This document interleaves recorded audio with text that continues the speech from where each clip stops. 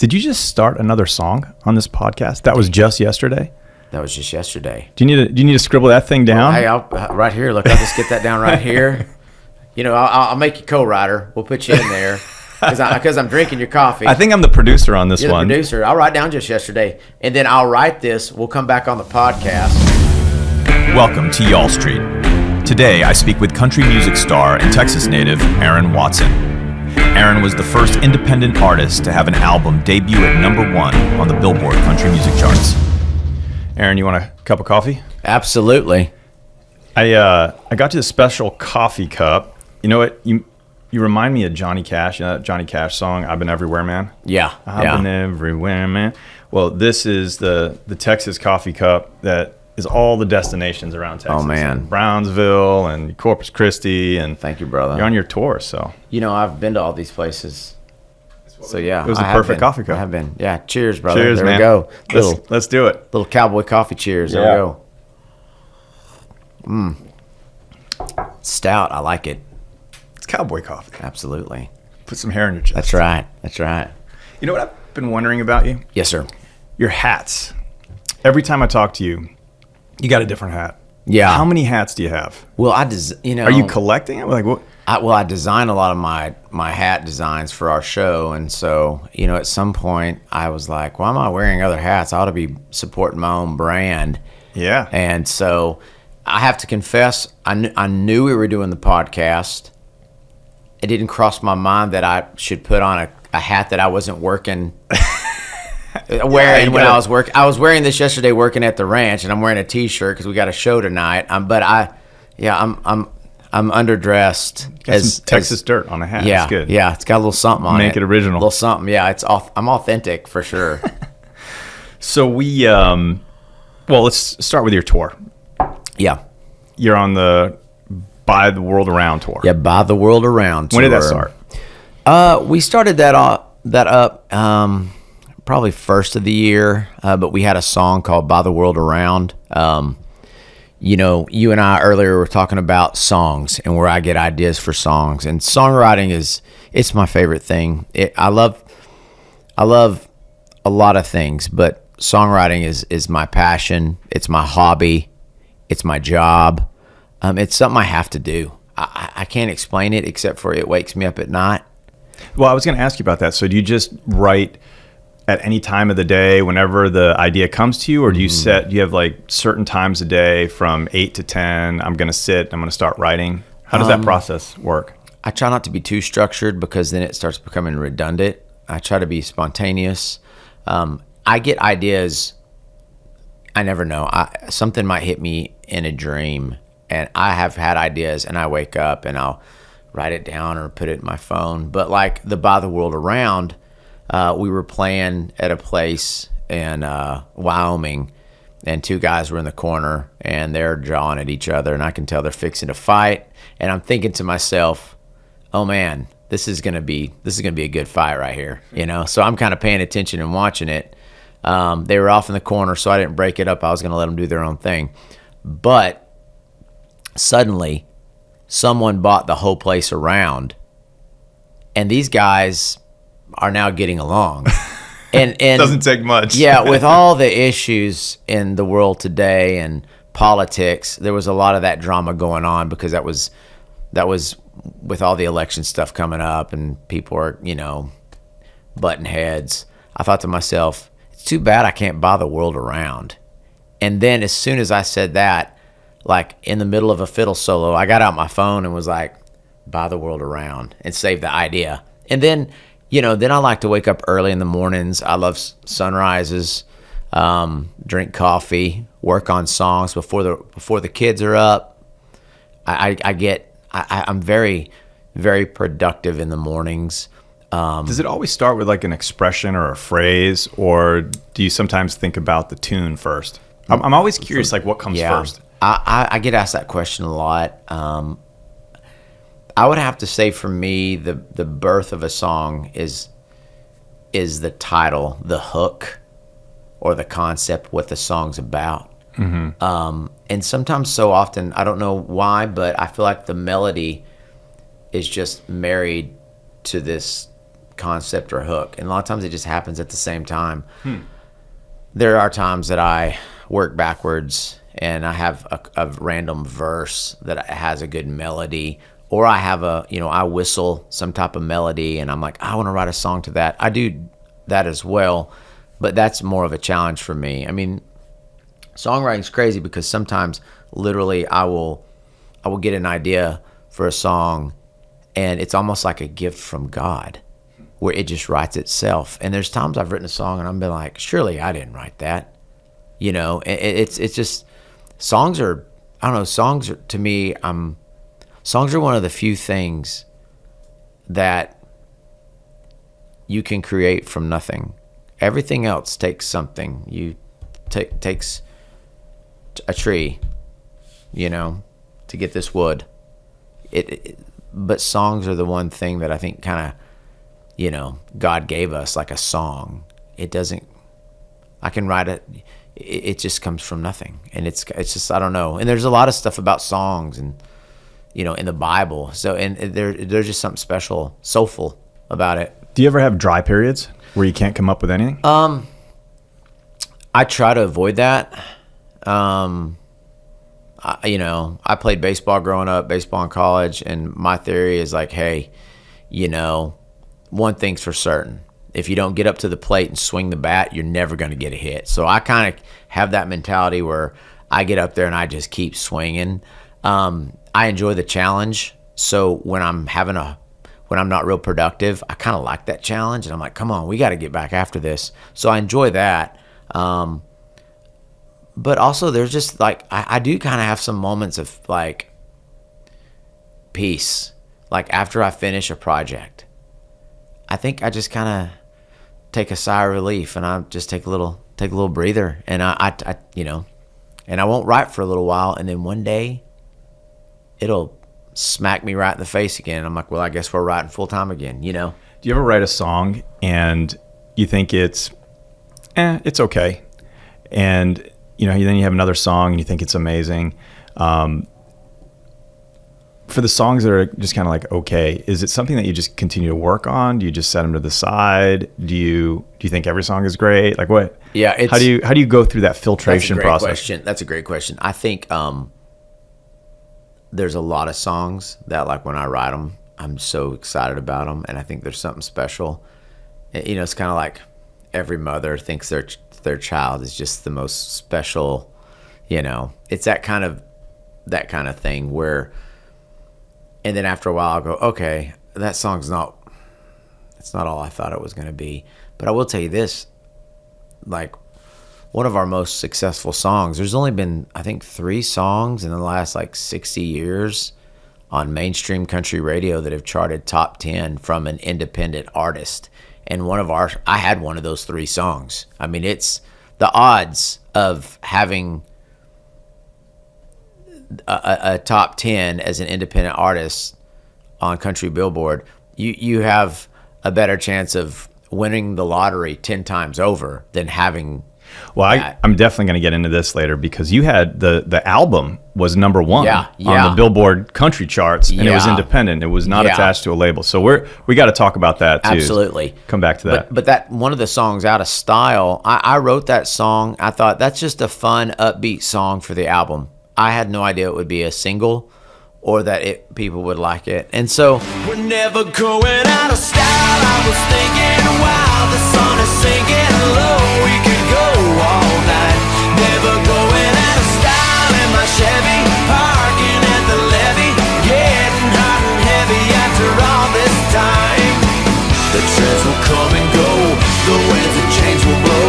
The way we love is never going out of style, singing. Different songs resonate for different reasons. But I do feel as a songwriter, like this new batch of songs that I'm writing, they're better.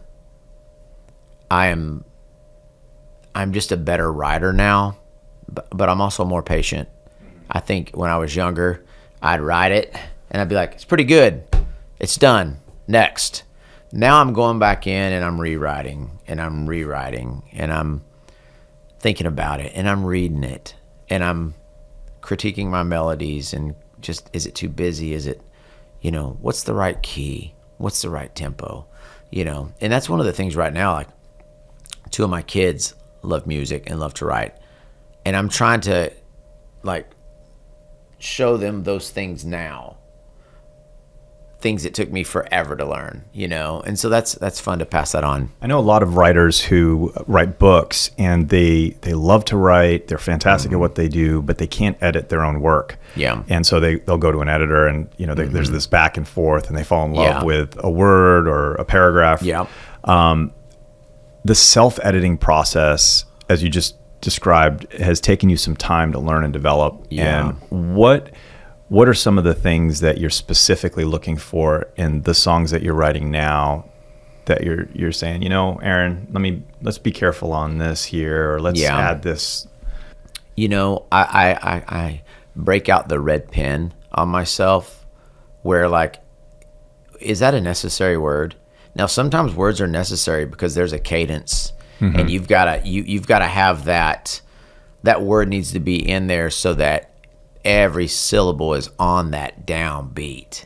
You've got to have it, because without that syllable, there's a gap and it loses that rhythm and that groove, that kind of rhapsody thing.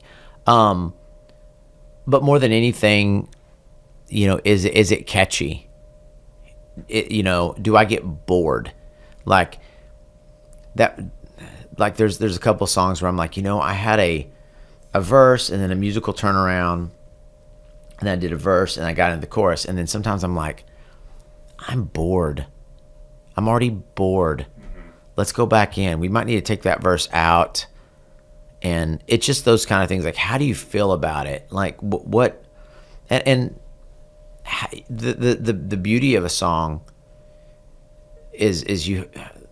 Or one of the mysteries of a song is you don't have very long to tell an entire story. So you have to say a whole lot, paint a really big picture in a very short amount of time, especially with today's people,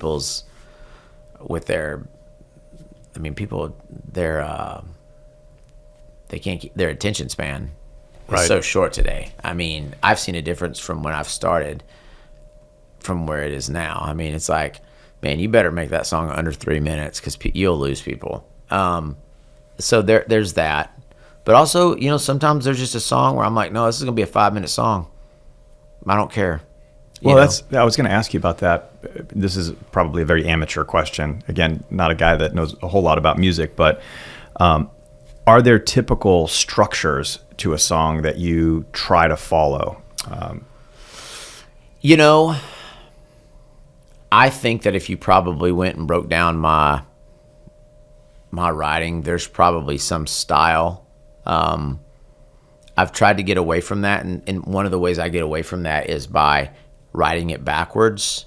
Like I said, I'm not really good at, but it's a challenge where I put the music down and then I have to write to the music, which is so backwards for me that I find myself coming up with something completely different, which I really like that. That intrigues me.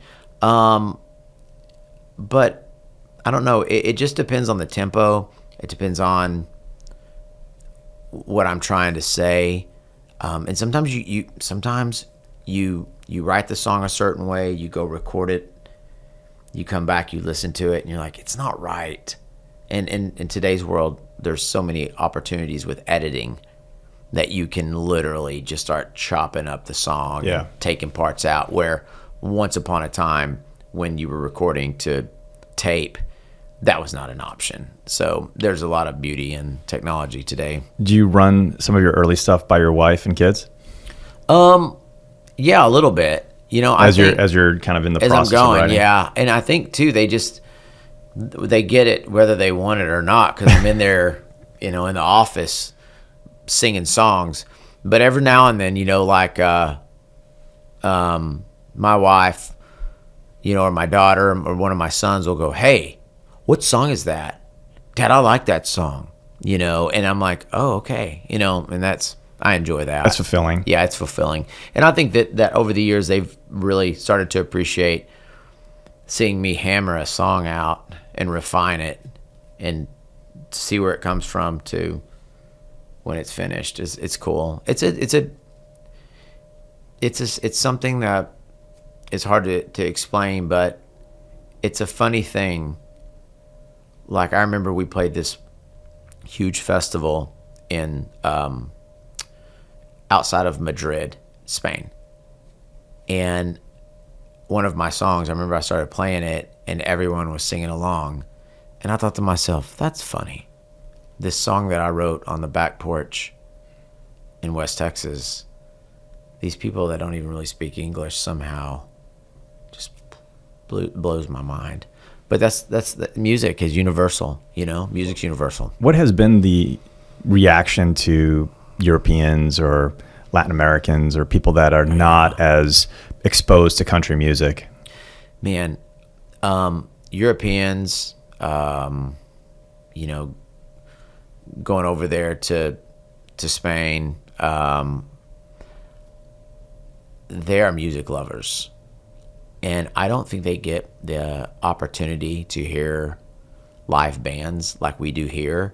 So they're very captivated by that. And I think they're very captivated by the Texas culture. I mean, I think they know I'm from West Texas. I think they think that I saddle up my horse and ride it, you know, to the grocery store, and that I have to milk the cow at the grocery store. I think they see the Western way of life, but also too, it's Texas, you know. I mean, it is, you know, it's like I always tell people, I'm like, well, we are the 7th largest economy in the world, you know. Texas is its own brand. Yeah. Y'all Street.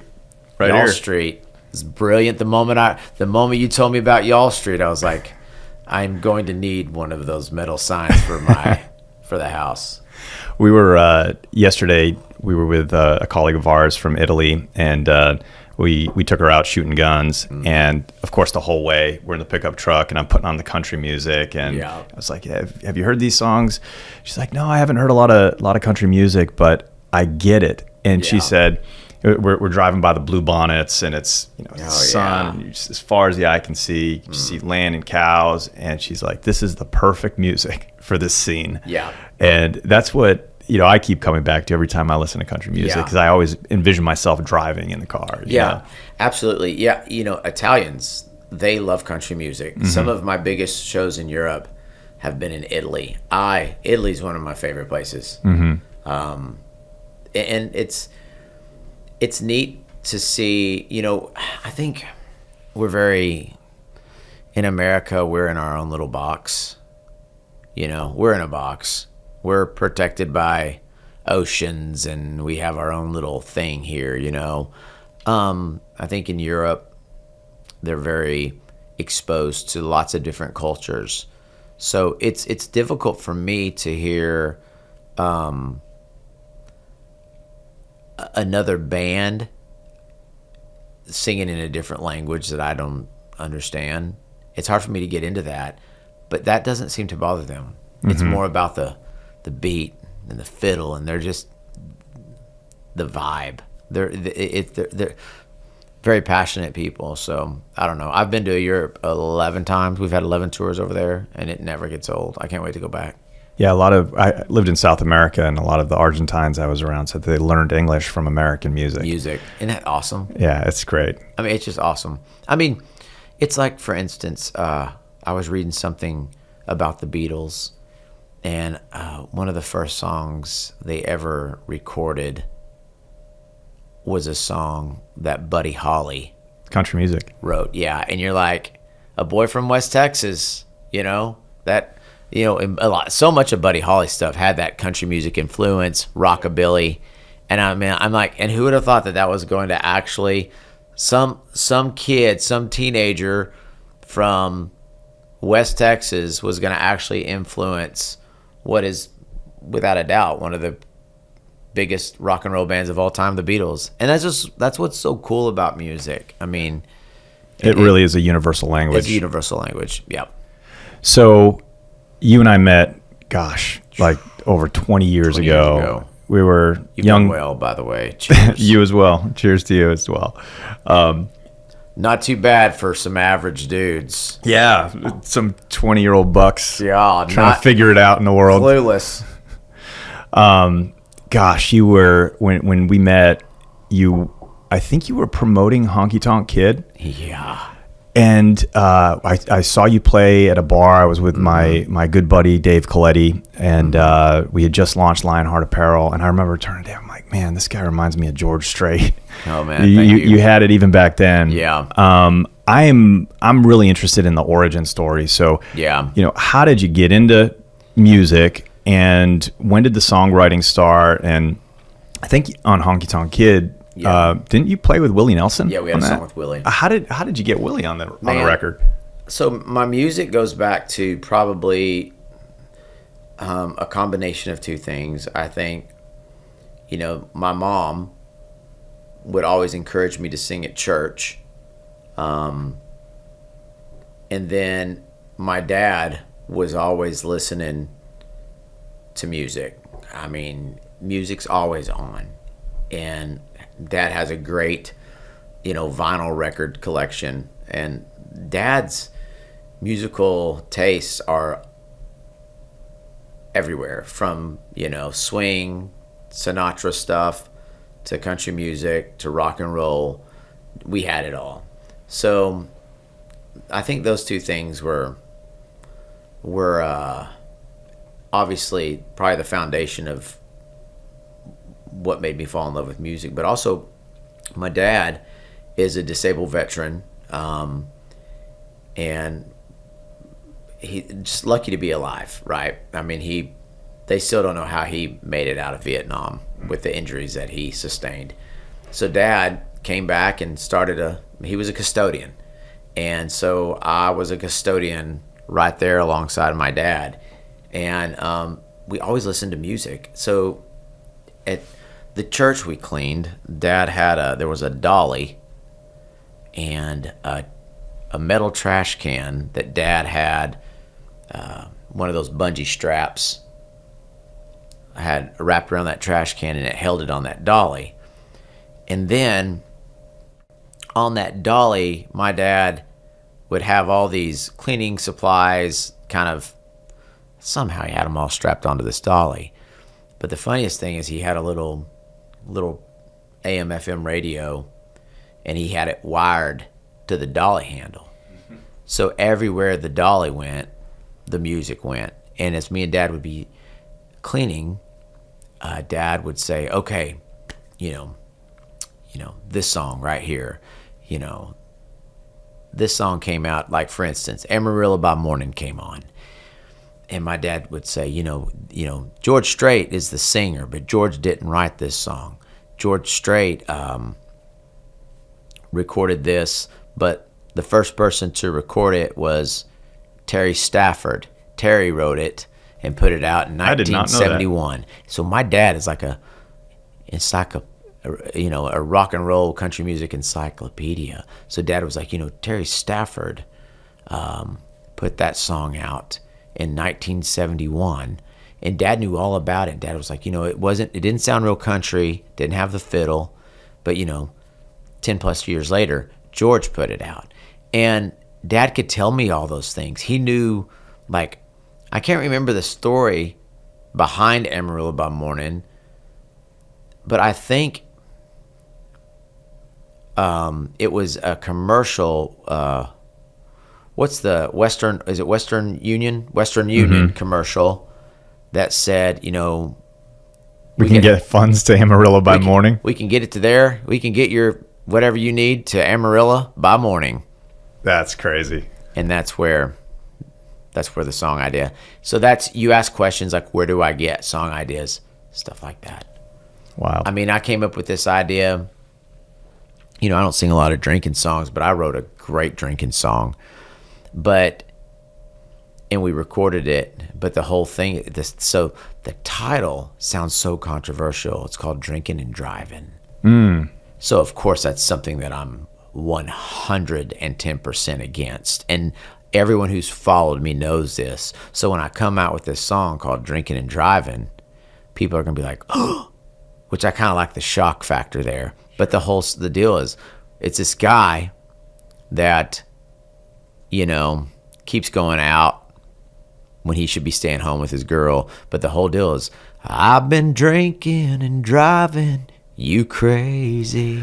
It's so country. But the whole thing is, he's not driving, but he's drinking. Driving her crazy. And driving you crazy. And so you come up with these little hooks that you're just like, oh, dude, I want to write that song. Love it. Yeah, it's just one of those deals where I wrote a song for my boys. You know, they're just great young men, but one of them went to a party, and I told him, you're going to run into this kind of thing, you know, and just some of the struggles of those, you know, bad influences, peer pressure, you know. And so I wrote him a song, and the whole deal, I was talking to him. I was like, you don't think I don't know everything that you're going through? And they were both looking at me. I was like, I was just like you. I was just like you. And I started thinking about that, and I thought, you know what, I'm going to write him a song. And I wrote it. It's called Just Like You. And it's just all the things, the mistakes in that song, I write a bunch of the mistakes that I've personally made, because they need to know, like no one's perfect. You know, I think that's, especially in today's social media world, everybody puts their best foot forward, you know? And I think it's really important to air dirty laundry. Sure. To make people who are out there struggling understand, like, okay, I'm not alone in my struggles, you know? Mm-hmm.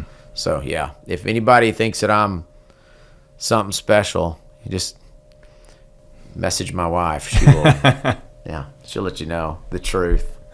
So you're young, you have this influence from your dad. Yeah. You pick up a guitar, you start playing. How did the early stages go? I mean, around what age was this? Well, probably around 20. Around 20. So this would have been like 1998, 1997, and then within 7 years, you're singing on a record with Willie Nelson. Yeah. That's a big jump. It happened fast. It happened real fast. I didn't start playing the guitar. I'm telling you, by the time I learned to play the guitar, I was, within a year, I'm singing in front of people, and I'm like struggling, but I was hungry. I think the thing that got me is that I was doing a lot of work at school, on the school grounds,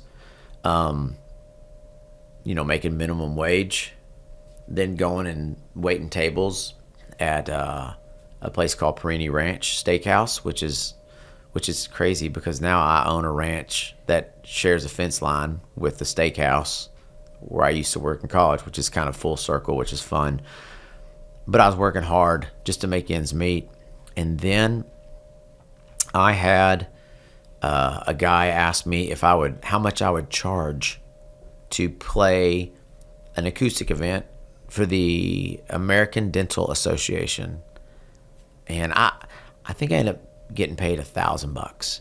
I was supposed to play for an hour. It's real money. It's real money. And that's real money in 1990 something, right? Yeah.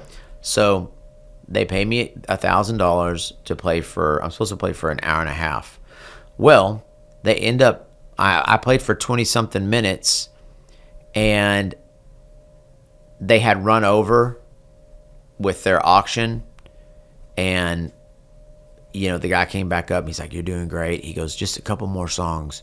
He goes, "And we're going to wrap this thing up. It's getting kind of late." So I was like, "Yes, sir." So I was like, I remember I left. I was like, I just made $1,000 in 30 minutes. I have to work every day of the week, all month to make that. And so it made me understand, like, there's a product here. There's an opportunity. And that's the thing I try to instill in my kids is like, what is your product going to be? What service can you provide that has value? And there's a lot of opportunities out there. And for me, I've told people maybe there are some things I could provide where I could have actually made more money, but there's nothing that I would have loved more. Mm-hmm. And that's the balance of, like, you gotta You got to do what you love. Have you always been an entertainer, storyteller? Were you the little kid that was I don't know. jumping on stage? I don't know. I wasn't. I wouldn't have jumped on a stage in front of people, but I think probably every day in an environment that I was comfortable, I was probably a little showboat, you know, for the family, friends. But dude, getting on stage, it still weirds me out every now and then. Do you get nervous still? I don't really get nervous, but sometimes I walk out there and there's all these people and I'm like, what the heck? You know? I mean, I'll tell you, there's moments where I get nervous, like when we played the Houston Rodeo several years back and there's 60,000 people, and I'll go, okay, I do not belong up here. I don't think highly of myself. I just don't. I don't think that anything that I'm doing is really that impressive. And I don't, it's not a lack of confidence. I just am not impressed by myself. I think maybe it's because, you know, my dad is my hero, and my dad, you know, the value on what he's worth in a, you know, his is it from a dollar standpoint's probably not much, but what he sacrificed. But what he sacrificed and who he is, number. Yeah, there's no number. There's boys that would give everything just to have a dad that priceless. And so, you know, for me, I look at the way my dad has provided for us, how way he's loved my mom. And, you know, I think for me for what I'm doing and what I stand for, there is a defining moment where something my dad did made such a huge impact on me that it changed me. We were cleaning the church. It was a Wednesday, and I know it was a Wednesday because all my buddies were going swimming at the Amarillo Town Club. The Amarillo Town Club is literally right across the street from the church we were cleaning. So all my buddies are going swimming there. It's summer on a Wednesday. I was like, Dad, they're all going swimming. Can I go swimming? Can I go swimming? He's like, I'm sorry. I need your help.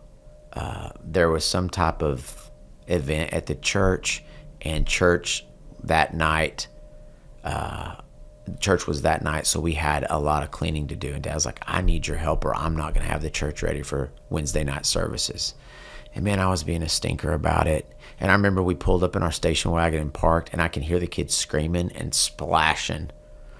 And I'm like, this is not fair, you know, and I'm just, you know, I think I was 11, 12, and I'm complaining about it and being a stinker about it. And I remember I'm in one of the bathroom stalls in the men's bathroom, and Dad was on the one to the left.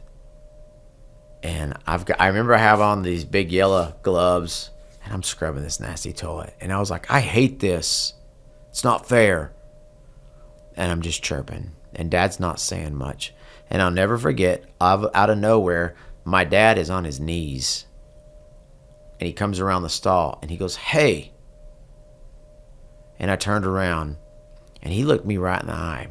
And it's hard for me to say all this without getting emotional, because it's that moment that I realized how wonderful he was. But he goes, hey, do you think that when I was your age, I said, I want to grow up someday and be a custodian and clean toilets? He goes, do you think that was one of my dreams? He goes, I had the same dreams as you. I wanted to be a Major League Baseball player. He goes, but you know, I got drafted and I got injured serving my country. And he said, there was a time there that I thought I would never get to have a family. He goes, but God blessed me with your mama, and he blessed me with you and your sister. He goes, he blessed me with this job. And because of this job, I'm able to take care of y'all. And he said, so you can bet when we walk out of this bathroom, these will be the cleanest toilets in town. Growing up, I never cared too much for Superman. I guess he never could measure up next to my old man. There's no S on his chest, he's just an old weathered flag. God knows my heroes don't wear capes. They wear dog tags and they stand tall, line up on the wall of freedom. Yeah, those dog tags and the crosshairs, they're always right there when you need them. You can bet their boots will hit the ground running every time it hits the fan. God knows my heroes don't wear capes. What a life lesson. Yeah, and I didn't grop anymore. And that's kind of my mentality to what I do now. You know, for me, it's not about record deals. It's not about awards. It's just about, you know, taking care of my family, trying to be the best that I can be, and try to be I'm by no means, I'm not a role model at all, but I do think that I can provide, you can learn from my mistakes. You know, that's one of the things that I try to share. Like, you know, I tell my boys, I'm like, you know, like I share some of my, like Jack, the one child that I have that doesn't like music. He loves music. He's not into it. He's more of a entrepreneur. And I share with him, you know, I was like, well, let me tell you something I did a while back. Flipping stocks, day trading, whatever I was like, man, I was raking it in the first couple of times, but yeah, the house will get you. Well, I think that so often we fall victim to this idea of focusing on the things that we don't have. Yeah. Things that other people have, things that I'm missing, things that I want. And we spend so little time thinking about how appreciative we should be of the things that we do have. Yeah. And absolutely. Your story with your dad just reminds me of that. Just even the blessing of having a family, a close-knit family, and a mom and a dad, and siblings who love each other. And again, those type of things are priceless. Absolutely. And you know, yeah, it just makes me think, you know, every single day how important it is to be grateful for what we've been given. Being able to walk. Being able to walk. Being able to just walk outside and feel the sunshine on your face. I mean, so many things we take for granted. I think about this. My daughter is a few months away from being able to drive. And we were talking, and she said, do you remember the first time that you got to drive by yourself? And I was like, absolutely. She goes, you really do? I go, absolutely, like it was yesterday. I was like, you know, it was 30 years ago. And I got my license, and I wanted to go over to a friend's house, and I asked permission, and my dad said, you bet. What time you coming home? And I told him, and I was like, I remember telling mom and dad, so I can really go. And they're like, you can really go. And I mean, I remember I got into that 1981 Monte Carlo. I had a Led Zeppelin Greatest Hits cassette that I popped in, right? Windows were down. I drove down Hatton Street, turned left, and then got onto the access road, got up on the Canyon Freeway, and I put the pedal to the metal, and I was like... You were a free man. I was a free man. Now, what's wild about that was yesterday. That was yesterday. That was just yesterday. That was 30 years ago. I can feel the wind in my hair still. It was yesterday, and I can close my eyes, and that is as clear as a memory that I have of yesterday, actually. Now, fast forward, that 30 years went by like that. You fast forward 30 years from now,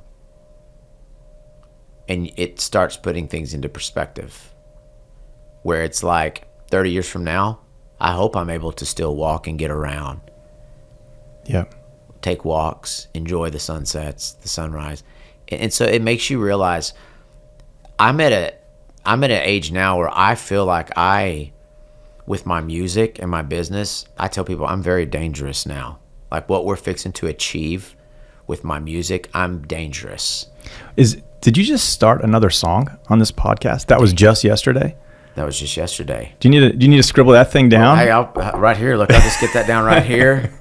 You know, I'll make you co-writer. We'll put you in there because I'm drinking your coffee. I think I'm the producer on this You're one. the producer. I'll write down just yesterday, and then I'll write this. We'll come back on the podcast. But that's the thing. Life is full of songs. It's just full of songs, and now what I love what I'm doing. When I tell people now, like, what's the difference between you right now as an artist versus 20 years ago? I tell them I'm dangerous. And they're like, what do you mean you're dangerous? I said, because the house is paid off and I don't have to worry about making that payment every month, and I can be aggressive.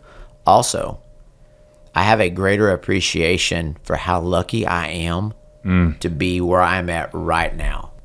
And it's just like, living every day like it's your last. It's a celebration now, and Dude, it's a not celebration. It's not the struggle. It's not the coming up. It's like we're going to appreciate. I heard a great line one time.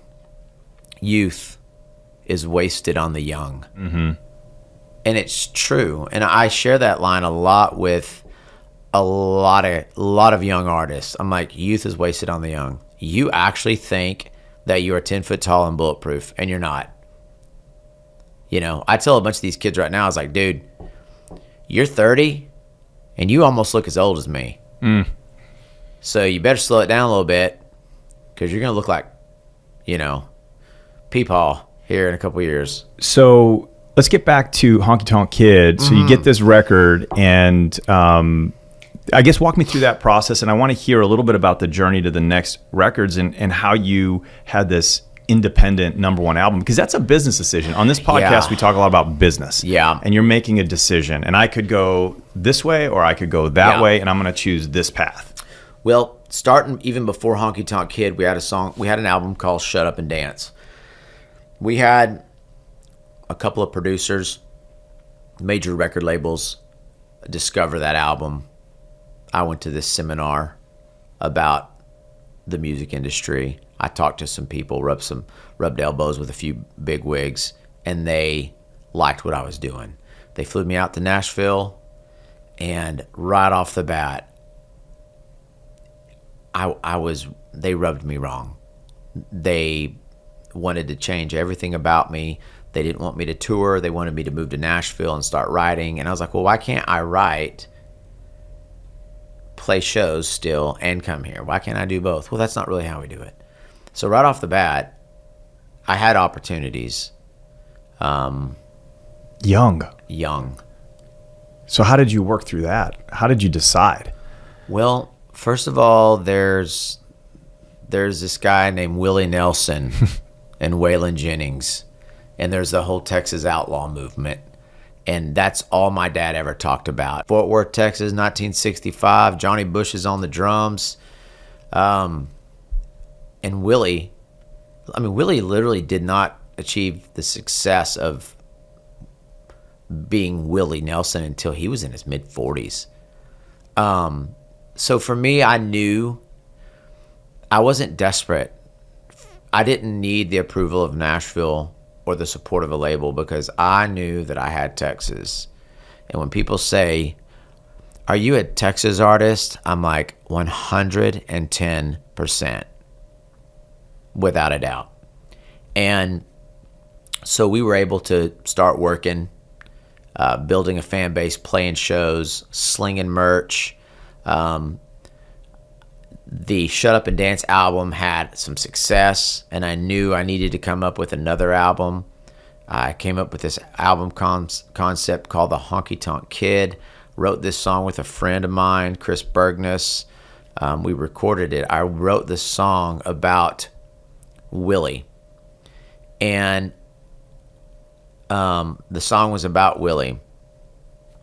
and the song was almost finished, and then Johnny Cash died, and I was actually in Nashville when they had his funeral, and I remember there was a buzz about Johnny Cash's passing and his funeral.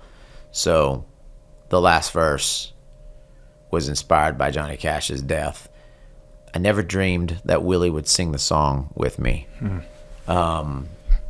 So that was, golly, I mean, I tell people, what's better than that? Like, so young. How did you get introduced to him? Ray Benson from Asleep at the Wheel helped me produce the album, and Ray was shoot and pull with Willie at his house, and he said, listen to this song. And Willie said, play that one again. And Ray said that he said, play it again. And Ray says that Willie said something like, I really like that song. And I think Ray said something like, well, if you like it so much, why don't you sing on it? And so he did. And I mean, that's high praise, because Willie sees himself first as a songwriter before even a singer. It was an honor. He's wrinkled and gray, but he's still got the fire. And he sings on the stage like a bird on a wire. Oh, he'll pack a man just like he always did. Oh, everybody loves the honky-tonk kid.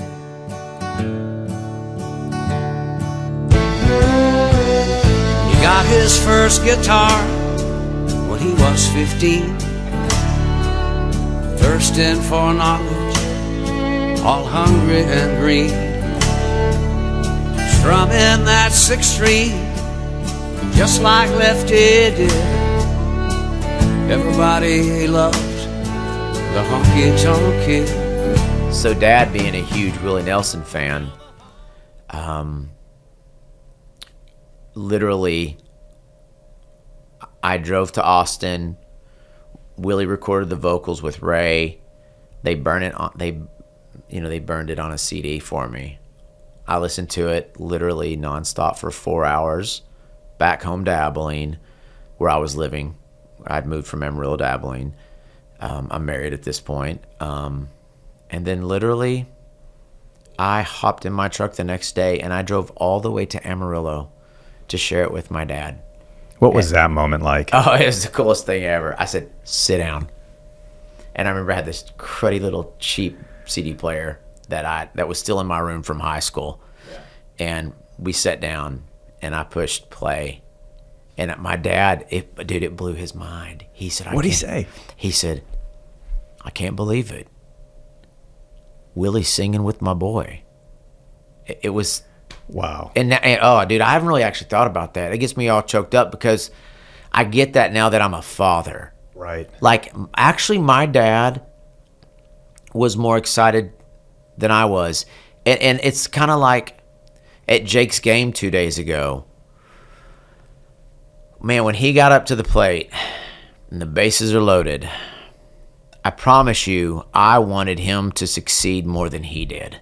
And that's the perspective you were talking about. Yeah. Youth wasted on the young. Absolutely. And that perspective that comes with age, to look back and really understand and fully comprehend the significance of the moment. Yeah. And then so we had success with the Honky Tonk Kid.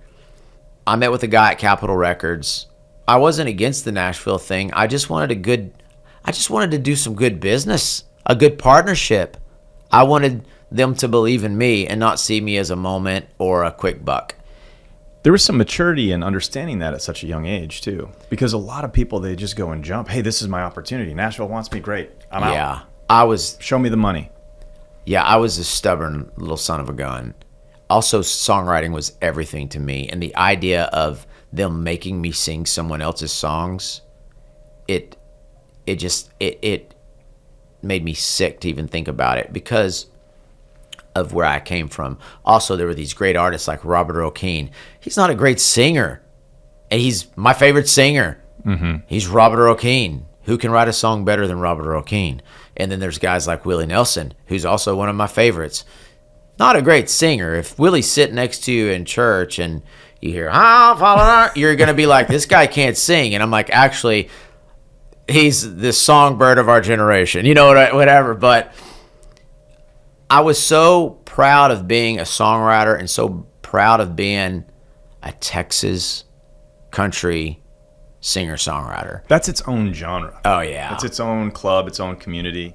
The greatest thing about this Texas country music scene is it gave me the opportunity, regardless of Nashville. And it gave me that confidence because I was playing at these dance halls and honky-tonks and we're selling tickets and I'm actually making a living. So I wasn't desperate. And we had the opportunity to meet with the president of Capitol Records. And I don't know what I was expecting from him. I didn't know if maybe I was going to walk out of his office with, suitcases full of $1,000 bills. I had no idea. What was going on in your head before walking into the meeting? So this was in Nashville. So you flew to Nashville? Yeah, I flew to Nashville. And you're like, this is the day. I'm going to go meet with the president of Capitol Records. I actually thought he would think that I was talented and something that he would want to invest in. Mm-hmm. I believed that 110%. We talked business. He was very nice. He said, sing me some songs. I sang him some songs. And he said, I don't see you as an artist that is going to have any success outside of the state of Texas. Wow. And I said, okay. He said, I could see you as a guy who could write songs for the stars, but I don't see you as a star. And I said, well, you haven't even seen my show. That's a bold statement. And he said, yeah. He goes, but I do this he goes, I'm sorry, I just don't see you. And I was like, he's like, would you have any interest in moving here and writing songs or this or that? And I said, nope, I'd rather just stay in Texas. And I don't exactly remember how this statement came along, but I did inform him that I think at the time I had read something that like 60-something% of all country music album sales were coming out of Texas. Is that right? Oh, yeah. And he said something. He's like, well, if you're fine with just wanting to be, the king of Texas, then go be the king of Texas. And I said, man, that's an amazing title.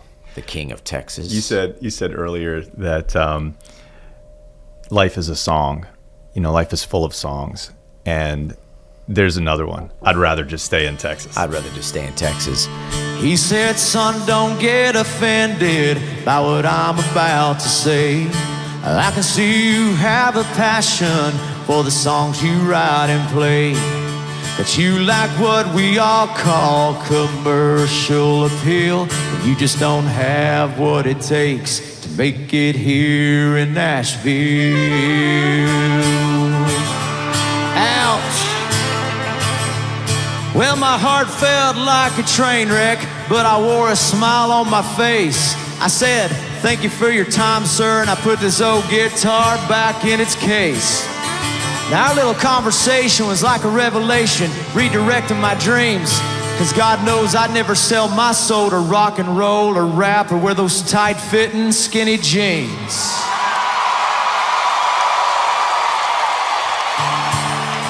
And I'd rather sing my own song than be a puppet on a string. I wear what I wanna wear, I'm gonna sing what I wanna sing. Heaven knows all I need is my faith, my fans, my friends, and my family. Besides, I'd rather be an old fence post in Texas than the king of Tennessee. Can I get an amen? Saddled up my dreams on a horse named Texas. Hit those honky-tonkin' trails like Willie and the boys.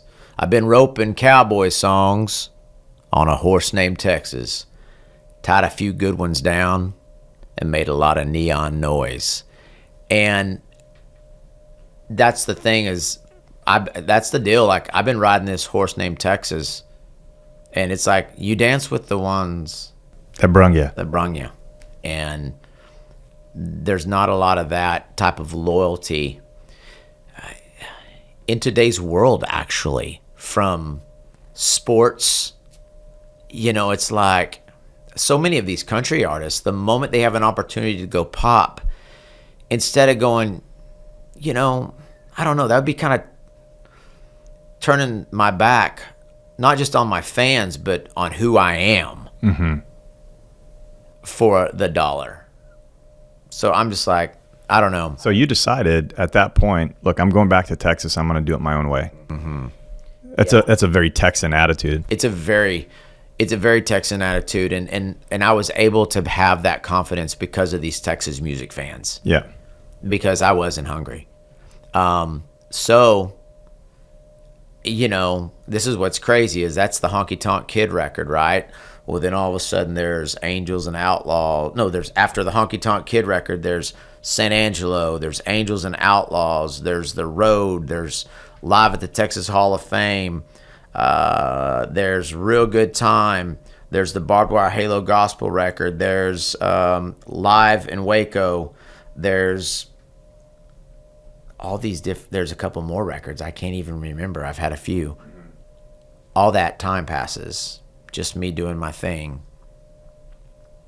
And then that Real Good Time record, it somehow accidentally charted top 10 nationwide. Somehow. And I guess it's just, I don't know how that thing charted top 10. We didn't put any money behind it. I think it was just this guy playing 150 shows a year and hanging out for an hour after every show, selling merch and taking pictures. It just happened. And I remember thinking, if we accidentally just charted an album top 10 nationwide, what could we do if we actually tried and had some strategy? And that's where the concept of the album, the Underdog, came from. Wow. And this is, so just to kind of bookmark the time, this is around 2009, 2010? Yeah, probably 2000.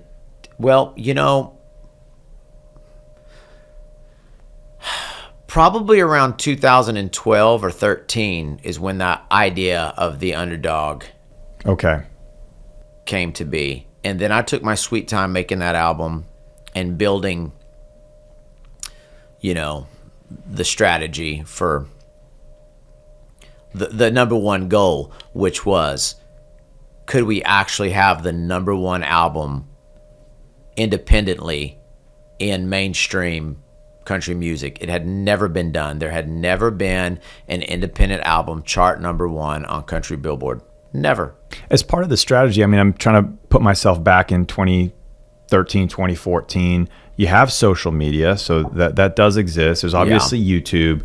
It's not like what it is today. Yeah. 11 years later with the influencers, and you build whole companies around social media. So I know that some of our listeners are going to be really interested in, like, how do you put together a go-to-market strategy for an album? Yeah, back then, Apple, iTunes was such a big deal that, Instagram wasn't what it is now. There wasn't TikTok. Facebook was a big player.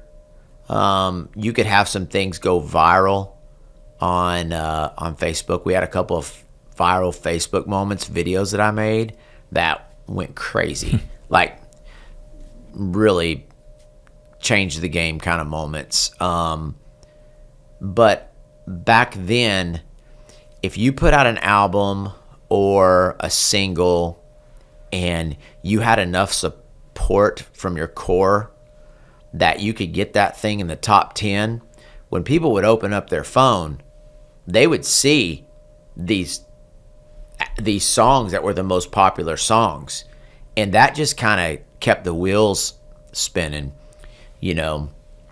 I had a so it's crazy, but we come out with our album The Underdog, and we find out that this album, it went number one. It was a cool feeling. And I didn't feel like it was something that I achieved. It was weird. I didn't feel like it was me. I felt like it was every single person who had bought tickets for the last 15 years of my career. I mean, I'd already been doing it 15 years. Yeah. It was just a win for the team. Right. And now independent music is celebrated, but my name was a bad word. My name. So did you go back to the president of Capitol Records and say, how do you like them apples? You know, I never did. But what's funny, we had some controversy with a huge DJ who basically was kind of running down the brand. And for me, music is how I put diesel in the bus and diapers on the babies. So you're not going to run down the family business. And so I got cross with a couple people, fired some shots back. And I do not like drama or controversy, but if you back me in a corner, once I decide, I might actually enjoy, exchanging some blows. And I started having fun with it. The president of Sony came out. It was the week of CRS, which is a big deal in Nashville. President of Sony came out, and he said that if you do not get played on mainstream country music, that you don't exist. That was literally his words. Well, I get interviewed by, I guess, the Tennessean or something, and also, what's the big publication, the paper in London, the Guardian? Guardian, yeah. The Guardian. They interview me, and the first thing they ask is, so you're an independent artist who just made history by putting out the first independent album in the history of country music to go #1 on Billboard. And they were like, congratulations. And I was like, thank you. And they said, so the president of Sony just said that if you're not played on mainstream radio, that you don't exist. And you are not played on mainstream radio. What's your response to him? And I said, well, I'd walk up to him and say, hi, my name's Aaron Watson. I'm an independent artist who has the #1 album in all of country music this week, so I guess I kind of exist. Well, that thing went viral, and a lot of independent artists started doing this like we exist movement. And so the president of Sony literally gets fired within a week or two of this happening. And I have people going, how does it feel that you got this guy fired? I was like, I didn't get anybody fired. But there were just all these things that happened. And, I tell people that's an outlaw movement. Being an outlaw isn't, so many of these young kids, they put on the costume, they wear the retro clothes, and they're cussing and drinking, and that's not outlaw. That's just a reckless drunk. Mm-hmm. Being an outlaw is, for me, it was what Willie did, where, you know what? They wouldn't give him the opportunity. No one believed in him. So he came back home, and he did his own thing. All forms of media are trending in that direction. Yeah. All of the big news stations and the major networks are all being taken over essentially by independent media. I love it. Yeah, it's opening up a lot of doors and creating a lot of channels for people who otherwise would not have opportunities. Well, it's given the art back to the people. Mm-hmm. And I love that, because I think that's an honest thing. I think it's something that, I'm not a very corporate kind of guy, and I've been around a lot of things.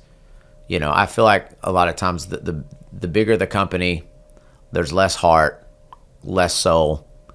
the people become detached from, getting to actually know their employees and care for them and understand, oh, this guy works for me. We can't let him go. His wife just had a baby. Mm-hmm. It's the heart and the soul. And I think that's what makes for a strong brand, a strong company. So I love the fact that where it's going. I mean, it's fun. And that's part of the reason why now where I'm like, oh man, I can't control whether, I've never been played on XM radio. I wish that they would play me. I have goals for this next record to get played on XM radio. iHeart has never played me. Even with our top 10 songs and number 1 albums, I have goals of that. How do you intend to approach them? Just make it so that they can't avoid you. Yeah. I want to, first of all, bring them one of the best products of the year. And, I want to be approachable. I want to be able to say, hey, I'm not this artist or this artist, but here's my phone number. I'd be forever thankful for the opportunity. And I would be. But at the same time, if they don't give me that opportunity, they're just, all they're going to do is they're going to throw some more gas on the fire. I'm telling you, just recently, within the last year, I met with a very big player in the Nashville publishing world, whom I've known for 20-something years. And I have his number in my phone, and I consider him a friend.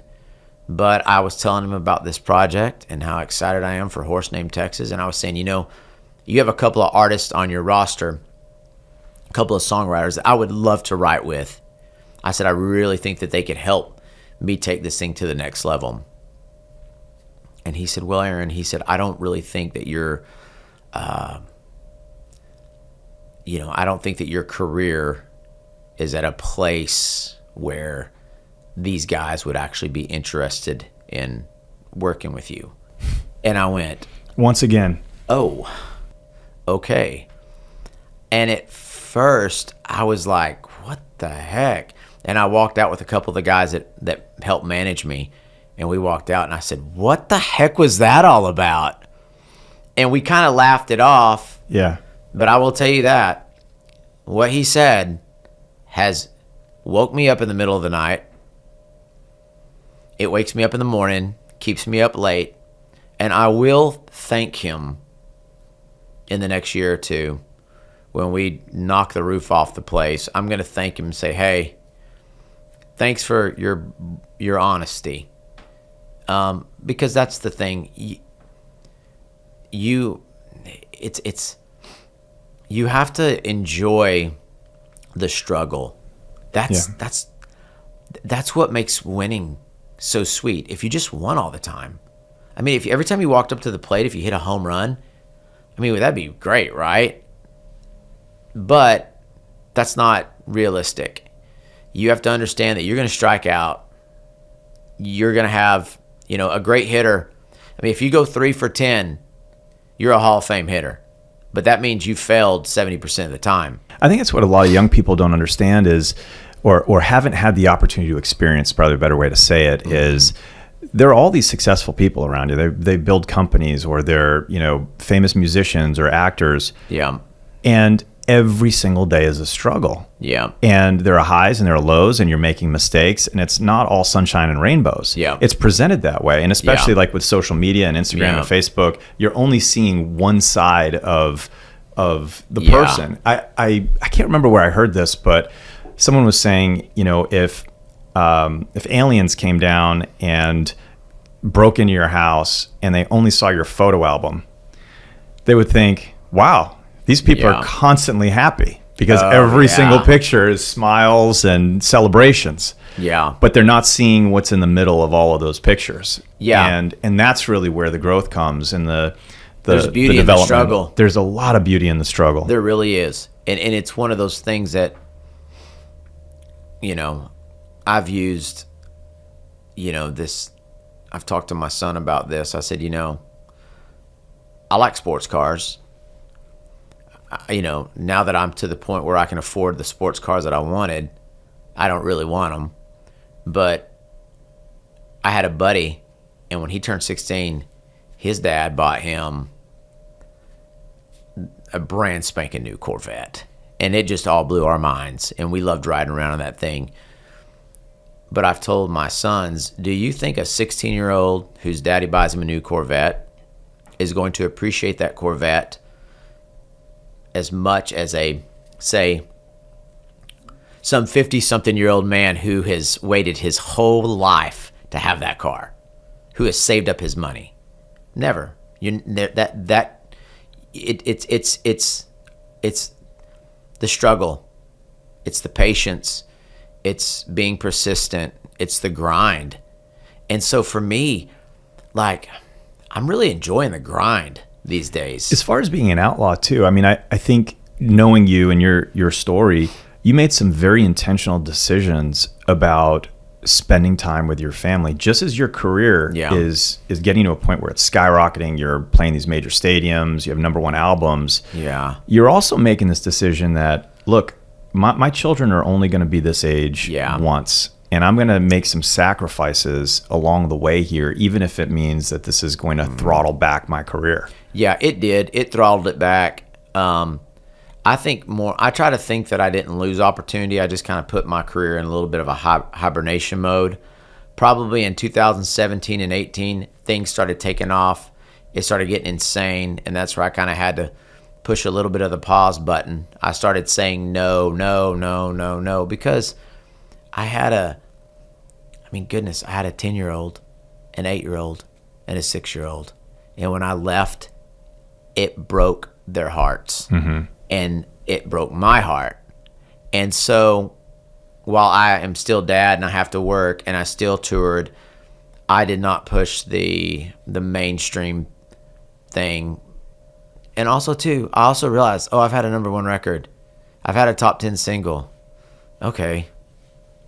Whatever. Yeah. It's not, you know what I'm saying? It's the end all be all is not the material success in the eyes of the world. It's the relationships that you have with your children that are long lasting. Absolutely. I mean, money does not buy happiness. It doesn't. And if you let that control you, it can ruin you, actually. I mean, it's kind of like, so for me now they're all in high school, and I'm like, every parent of a high schooler knows, like, I can come home and be like, I'm home. It's like, Dad's home. It's like they're grown up. They're young grown. They're grown at this point. You know, it's like, and so they have their own little lives, and now I'm chasing them around. Like, hey, let's go do this, let's go do that. It's still very important, but I have a little more freedom now that they're grown up. It's crazy. Going back to the story you told about the your contact and doubting whether or not you're at a particular level, it's kind of interesting because there are so many young up and coming artists that look to you for advice, for coaching, for wisdom. How do you do this or how do you do that? And who are some of the people that you've helped, sort of along the way, and what advice have you given to them? Gosh, I've had so many even very popular artists today, send me sweet messages saying, back in the day when I was struggling, I always knew that I could always do what I'm doing for a living because of the career that you had built. It was an inspiration. I tell a lot of these kids this.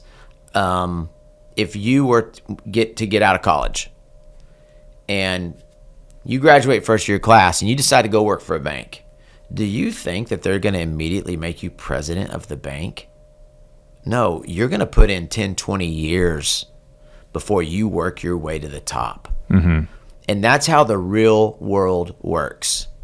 I mean, I look at you and your story, and I think back to you and I visiting, and you bring in me some T-shirts, and you had this vision for Lionheart Apparel, and it starts somewhere. Yeah. And you have to start somewhere, and you have to learn.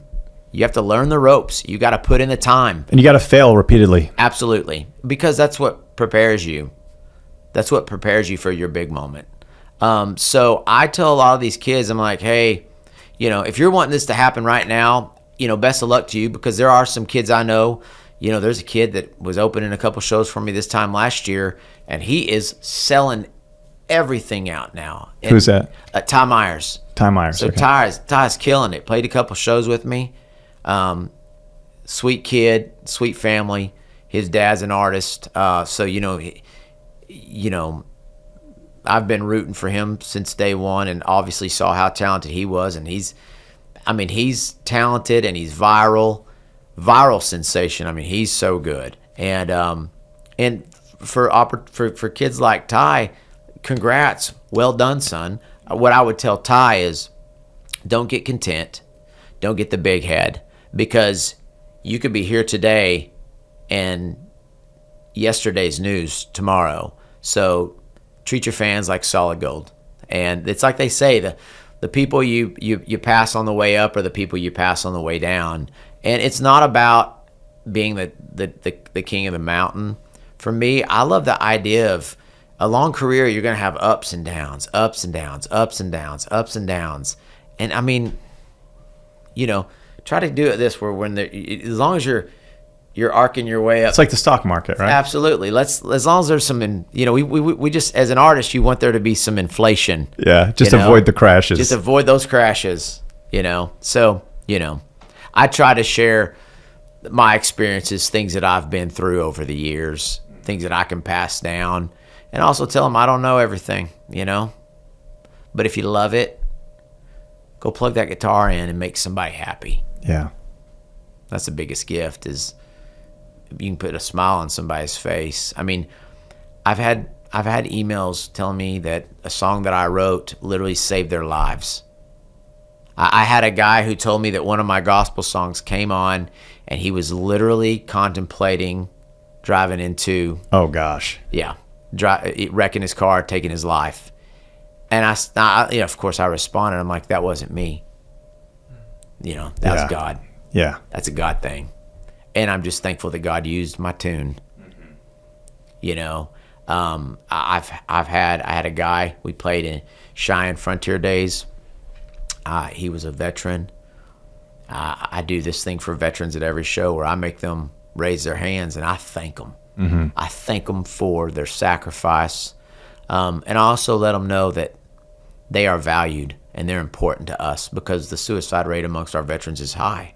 And I want to remind them that we love them and we appreciate them. And the email he wrote me, that was going to be his last date with his wife. That was their last date.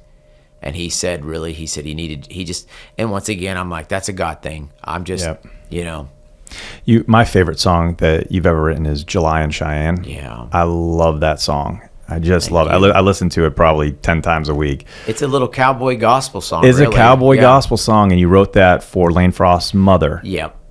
And you talk about just the impact or the feeling of making people happy or touching people in a particular way or speaking to somebody through song. Mm-hmm. That song definitely speaks to me. Well, that's a song that was never supposed to be heard by anyone but Lane's mom. My wife and I, we lost a little girl. She had trisomy 18, and she passed away shortly after she was born.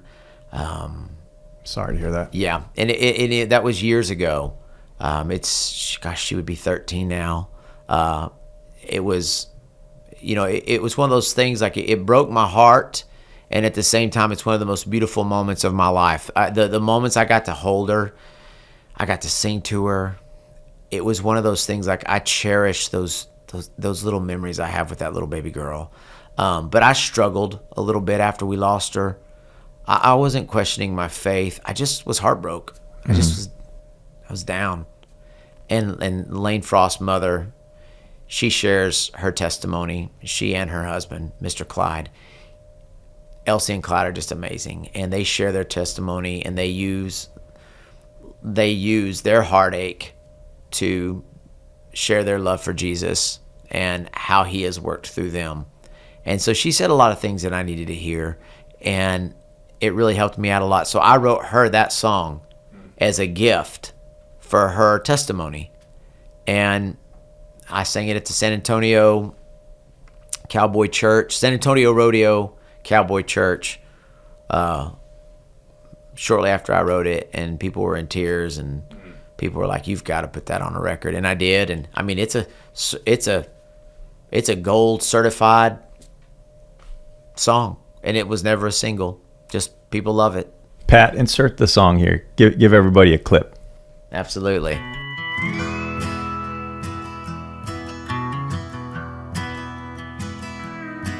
In the rain, in the mud, in July in Cheyenne, they had to carry away that brave young man. A little part of every heart of every rodeo fan died there in the rain, in the mud, in July in Cheyenne.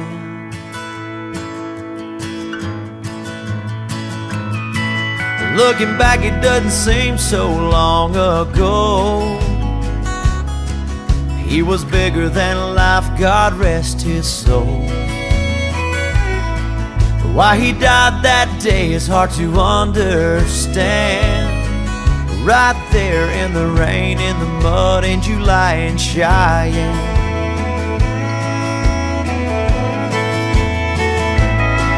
Tip your hat to the cowboy every once in a while, and take time to remember that cowboy smile. A little part of every heart of every rodeo fan died there in the rain, in the mud, in July in Cheyenne. As we finish up, I want to talk about Horse Named Texas. Mm-hmm. So here we are. Kids are getting close to being out of the house. Mm-hmm. You have 20 years of experience writing, performing. You are still really young. Yeah, I'm feeling it. You are ready to go, and you have this idea for Horse Named Texas. Yeah. Walk me through the genesis of that. What is inspiring you? What's driving a lot of the writing? Mm-hmm. What are you trying to say at this point in your life? Well, there's been some ups and downs since 2020. I've had multiple surgeries on my vocal cords. Oh, gosh. Which has made me push the pause button a few times, which has made me realize just how fragile life is. But it's also given me more time to write. And I just thought, you know what? I want to put out this ultimate product, 40 songs. I write them all. It's called Horse Named Texas. And I just want to spoil my fans with the best that I got. Mm. And it's kind of the new phase. I'm going to look back at my career and go, you know, I want Horse Named Texas to be my redheaded stranger Willie Nelson phase. I want to hit right around the same age. Right around the same age, you know. So, you know, and then I will grow ponytails and bandanas, and you know. Anyways. But I think Willie Nelson's definitely an inspiration to us all because of his, not only just the length of his career, but he's very relatable. Mm-hmm. You know, I see some of these artists and they're so talented. I'm just like, oh my gosh, I could never sing like that or play like that. But you see Willie and you realize that not only is he very talented, but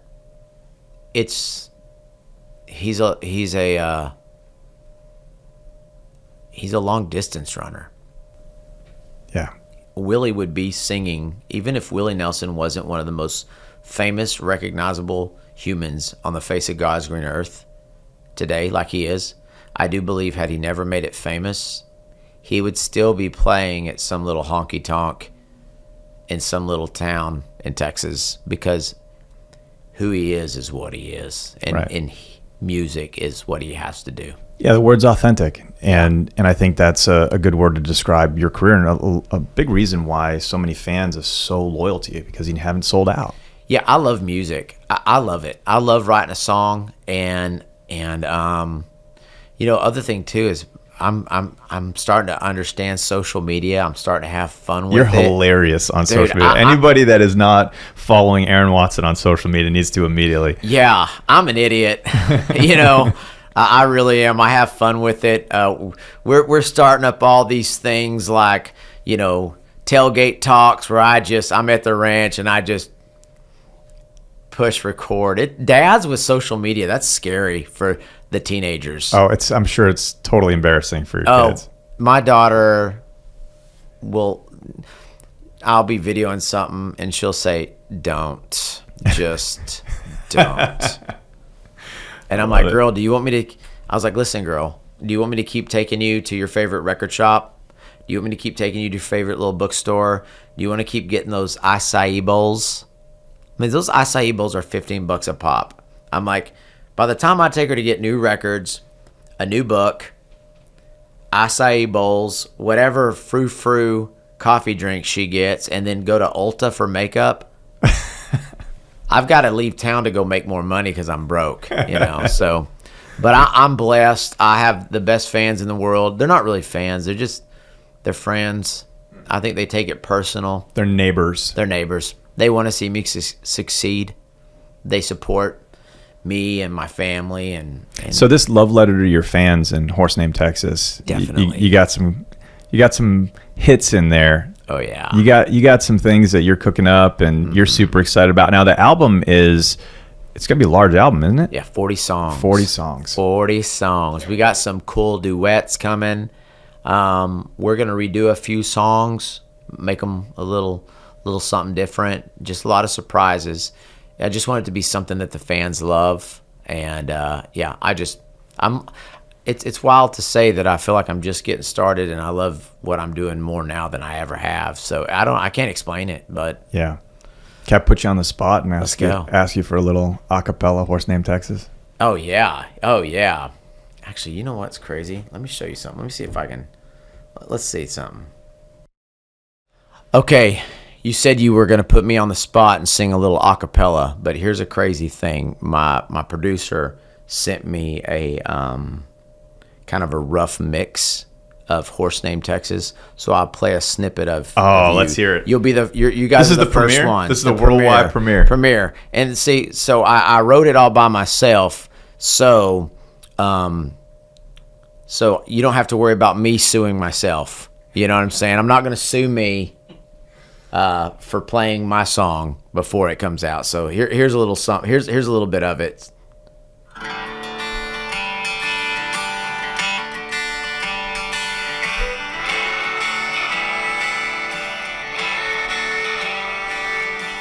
Saddled up my dreams on a horse named Texas. Hit those honky-tonk trails like those outlaw boys.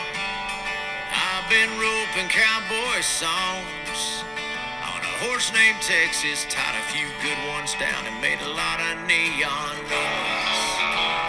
From those Cheyenne frontier days to that grand old Opry stage, I rode right smack down the middle of the street on Music Row. I've never traded in my boots and jeans, still playing that dance hall down the green. Never sold out, but every now and then I sold out a couple of shows. Still playing that country gold. Still got a long ways to go on a horse named Texas. Oh, I love it. You'll like this verse right here. Came up short, been bucked off.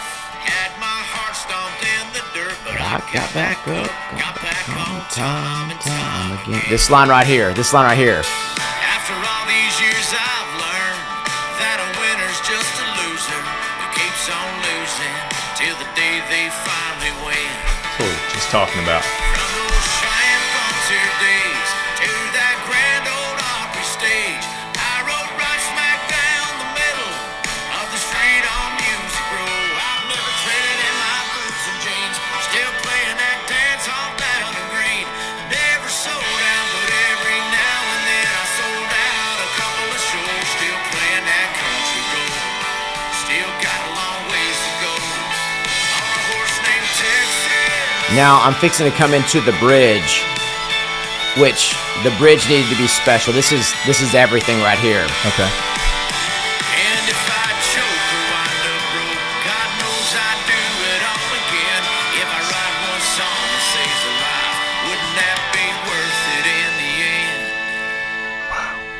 Yeah.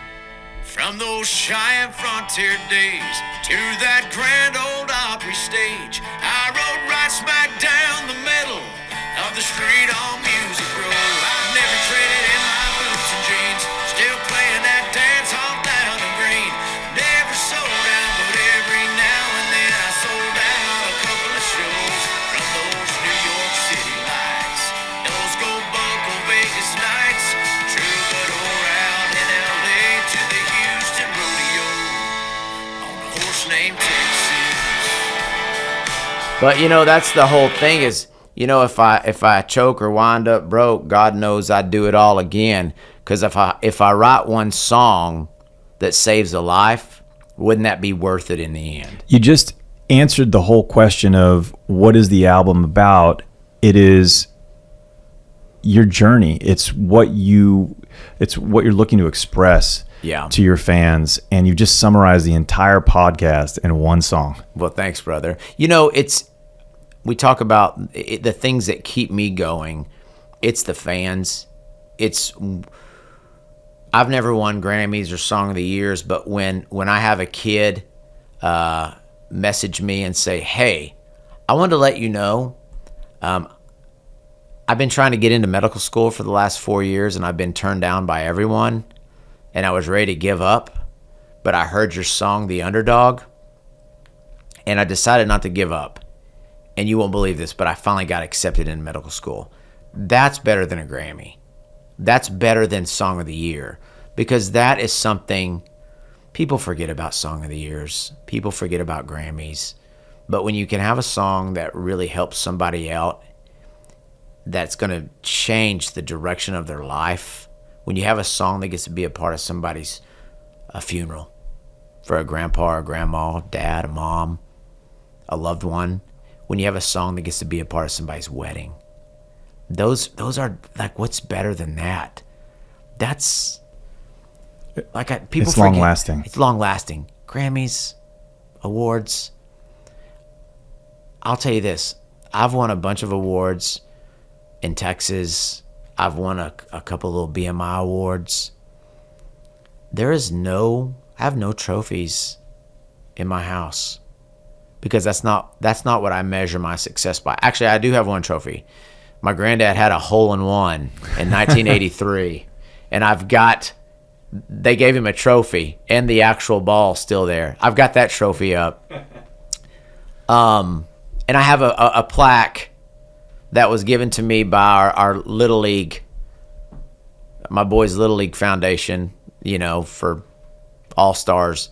But those are the kind of things, you want your walls to be full of pictures of friends and family, not awards. That the pictures of the memories with family, that's the award. So when does the album come out? I'm hoping about a year from now or less. I'm ready to get the dang thing out. Build up some anticipation. I'm ready to get the thing out. Well, I'm getting a new horse next week. I'm going to name him Texas. Let's do it. Aaron Watson, true Texan. Dude, cheers, buddy. Cheers, man. Cheers. Great to see you. Thanks for having me, brother. On a wing and a prayer and a glorified Greyhound bus, flying down the road, running 9-0 and kicking up dust. Drinking truck stop coffee, counting birds on those telephone wires, burning the midnight oil and the tread off these old good